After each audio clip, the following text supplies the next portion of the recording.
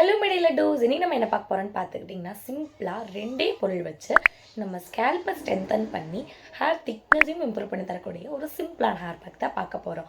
Actually முடி கொட்டுறதுல ரெண்டு விதம் இருக்குது. ஃபஸ்ட்டு பார்த்துக்கிட்டிங்கன்னா முடி வேரோட விழுகுது, செகண்ட் பார்த்துக்கிட்டிங்கன்னா முடி பாதியில் கட்டாய் விழுகுது. அதில் முடி வேரோட விழுகுதுன்னா அதுக்கு முக்கிய காரணமே ஸ்கேல்ப் வீக்னஸ் தான்.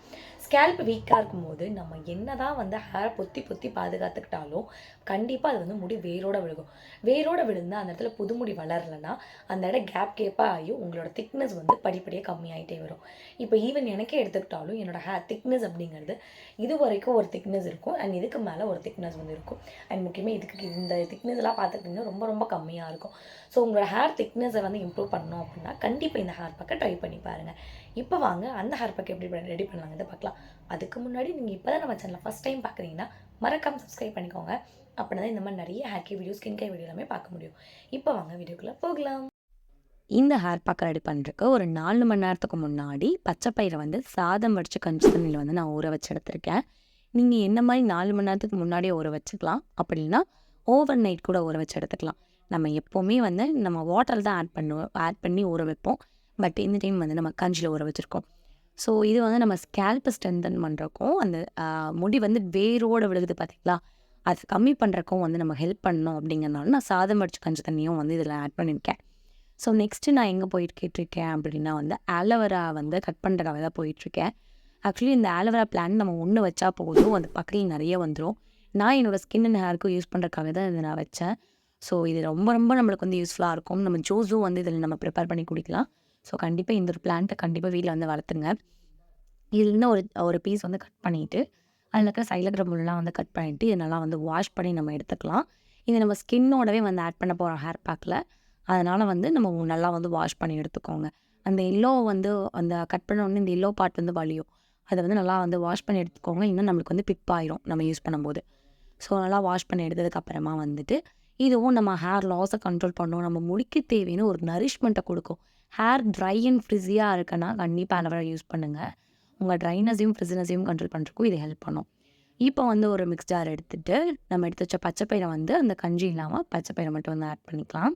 அண்ட் நெக்ஸ்ட்டு என்ன பண்ண போகிறோம், எப்படி யூஸ் பண்ண போகிறோம்னு தெரிஞ்சதுக்கு முன்னாடி நம்ம சேனலை சப்ஸ்கிரைப் பண்ணிக்கோங்க. அப்போ தான் இந்த மாதிரி நிறைய வீடியோஸ் பார்க்க முடியும். ஸோ இதை ஆட் பண்ணதுக்கப்புறமா நம்ம எடுத்து வச்ச ஆலோவேராவில் பாதி நம்ம கட் பண்ணிக்கலாம்.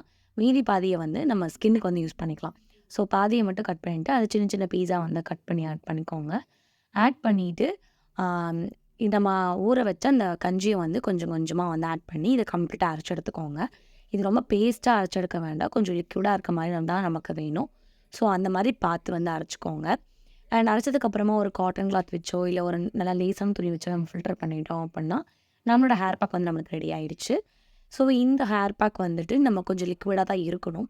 பிகாஸ் நம்ம ஸ்கேல்ப் ஸ்ட்ரென்தன் பண்ணுறதுக்காக யூஸ் பண்ணுறோன்னா நம்ம ஸ்கேல்ப் அதை சீக்கிரமாக அப்சர்வ் பண்ணணும். ஸோ பேஸ்ட்டு மாதிரி நம்ம ரெடி பண்ணிட்டோம் அப்படின்னா அது அப்ளை பண்ணுறதுக்கு ஈஸியாக இருந்தாலுமே நம்ம ஸ்கேல்ப்பை அப்சர்வ் பண்ணுறதுக்கு கொஞ்சம் லேட் ஆகும். ஸோ இந்த மாதிரி லிக்விடாக பண்ணிட்டோம் அப்படின்னா கொஞ்சம் அப்ளை பண்ணுறதுக்கு கொஞ்சம் கஷ்டமாக இருக்கும். ஏன்னா அது வலிஞ்சிட்டே இருக்கும். மற்றபடி நம்ம ஸ்கேல்ப் சீக்கிரமாக அப்சர்வ் பண்ணிக்கும். ஸோ அதனால் இது லிக்விட் ஃபார்ம்லேயே ப்ரிப்பேர் பண்ணிக்கோங்க.